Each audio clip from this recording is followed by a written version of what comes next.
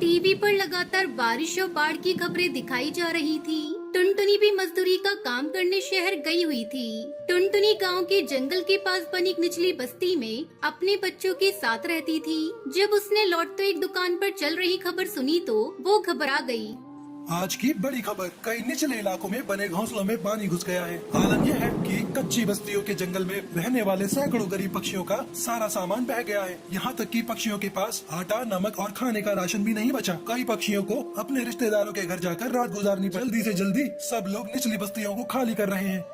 तब तक आप लोग हमारे इस वीडियो को लाइक और अगर आपने हमारे चैनल को सब्सक्राइब नहीं किया है तो जल्दी से सब्सक्राइब कर लें और कमेंट सेक्शन में जरूर बताएं कि आपको हमारी ये कहानी कैसी लगी।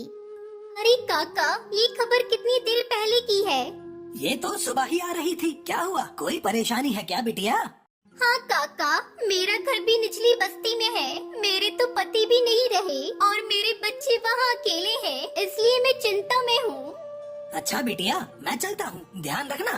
पता नहीं घर का क्या हाल होगा। कब से सोच रही थी कि घर को ठीक करवा लूं, पर क्या करूं? बारिशों में कोई मजदूरी का काम ही नहीं देता। थोड़ा सामान खरीद कर घर ले जाती हूँ। पता नहीं ज्यादा बारिश पड़ गई तो कुछ खाने पीने को भी मिले या नहीं। बारिश की वजह से शहर के जंगल में भी पानी भर गया था। सुनहरी रुको, मैं तुम्हारी मदद करती हूँ। लाओ बाल्टी मुझे दो। माँ, कितनी देर से बारिश आ रही है, रुकने का नाम ही नहीं ले रही। बारिश रुक जाए तो थोड़ा पानी घोंसले से नीचे उतर जाएगा। चिंता मत करो सुनहरी बिटिया, अभी तो रात का समय है। हम कल सुबह ही शहर के जंगल चले जाएंगे। यात्री से खाली नहीं। पिंकी और सुनहरी, जब तक तुम दोनों कुछ खा लो बेटा। कुछ देर बाद बारिश रुक जाती है। देखो देखो माँ, बारिश रुक गई। हाँ बिटिया, अगर बारिश रुकी रही तो कोई परेशानी नहीं होगी। अगर फिर से शुरू हो गई तो हमें ये जगह खाली करके जाना ही होगा। टुनटुनी चिड़िया इसी डर से सारा सामान बांध देती है और सुबह होने का इंतजार करती है। टुनटुनी थकी हुई थी, इसलिए उसे लेटते ही गहरी नींद आ गई। बच्चे भी वहीं सो गए। सुबह टुनटुनी चिड़िया की आँख खुली तो उसने देखा कि उसकी खटिया के पास ढेरों पानी भरा हुआ है। सभी पक्षी भागा दौड़ी मचा रहे हैं। अरे टुनटुनी चिड़िया, जल्दी चलो, निचले इलाके में बारिश के कारण बाढ़ आ गई है। हमें जल्दी ही पुल पर पहुंचना होगा। बाढ़ का पानी बढ़ता ही जा रहा था और बारिश भी तेज हो गई थी। पिंकी सुनहरी उठो बच्चों, जाना होगा। बेटी अब तो सारा सामान बाढ़ के पानी में भीग चुका है। अब कुछ भी ले जाना खतरे से खाली नहीं। बस किसी तरह अपनी जान बचा लेते हैं। चल तू पिंकी पपली आंटी का हाथ पकड़, मैं सुनहरी का हाथ पकड़ती हूँ।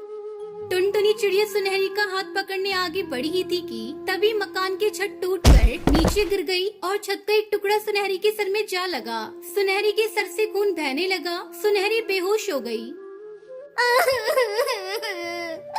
ए मेरी बच्ची सुनहरी, तुझे क्या हो गया? कोई तो हमारी मदद करो। बारिश में बाढ़ के गहरे पानी में टुनटुनी चिड़िया इधर उधर सबसे मदद मांगने लगती है। ओ टन्नू भैया, तुम उस ओर जा रहे हो तो किसी डॉक्टर को भेज देना। भैया तुम्हारी बड़ी मेहरबानी होगी। अरे बहना, इतनी बारिश में इस बाढ़ के पानी में कोई डॉक्टर नहीं मिलेगा। एक काम करो, तुम पुल तक पहुंच जाओ। हो सकता है वहाँ कोई सुरक्षा कर्मी मिल जाए। हाँ, ये ठीक रहेगा। हे भगवान, मेरे बच्चे की रक्षा करना। बाढ़ के पानी में तैरती हुई टुनटुनी चिड़िया पुल तक पहुंचने की कोशिश कर रही थी। उधर पिंकी चिड़िया का रो रो कर बुरा हाल था। टुनटुनी चिड़िया किसी तरह पुल पर पहुंचती है। अचानक भीड़ में से एक डॉक्टर टुनटुनी को रोता हुआ देख लेता है। सुंदरी, तुम बच्चों के साथ रहो, मुझे उस मजबूर माँ के साथ जाना होगा। लगता है उसका बच्चा बीमार है। पर इससे आपकी जान को भी खतरा हो सकता है। अगर आपको कुछ हो गया तो? सुंदरी, मैं एक डॉक्टर हूँ। मेरा सबसे पहला कर्तव्य यही है कि मैं अपनी जान की परवाह किए बिना किसी की जान बचाऊं। अगर मैं आज इस गरीब मजबूर माँ के साथ नहीं गया तो कल मैं अपने पेशे और अपने समाज से आगे नहीं मिला पाऊंगा। कुछ देर बाद सुरक्षा कर्मी आएंगे, तुम उनके साथ घर लौट जाना। मैं किसी न किसी तरह वापस आ जाऊंगा। उस डॉक्टर का नाम कालू था। जब डॉक्टर कालू कुएं ने टुनटुनी को रोता उससे रहा नहीं गया और अपना फर्ज निभाते हुए वो टुनटुनी के पास पहुंचा। सुनो, मैं डॉक्टर कालू का हुआ हूँ। आप डॉक्टर हो? हे भगवान, आपका लाख लाख शुक्र है। इस मुसीबत की घड़ी में आप मेरे लिए अपनी जान खतरे में डाल रहे हो। भगवान आपका भला करे। बड़ी मुश्किल के साथ वो टुनटुनी के साथ उसके घर तक पहुंचता है। सुनहरी की हालत बहुत नाजुक थी।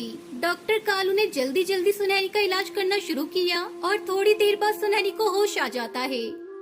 डॉक्टर साहब, इस घड़ी में कोई भी इतनी सहायता नहीं करता जितनी आपने मेरी की है। मेरे घर के चिराग को बुझने से बचा लिया। टुनटुनी, मैं तो बस अपना काम कर रहा था और कर्म करने की प्रेरणा मुझे ईश्वर देते हैं और अब घबराने की कोई जरूरत नहीं है। अब तो बारिश भी रुक गई है और सुनहरी बिल्कुल ठीक है। अपना और अपने परिवार का ख्याल रखो। इस तरह टुनटुनी चिड़िया डॉक्टर कालू कौवे की मदद से अपनी बच्ची को बारिश के कहर से बचा लेती है और बारिश रुकने के बाद अपना नया घोंसला तैयार करती है। फिर सभी खुशी खुशी रहने लगते हैं।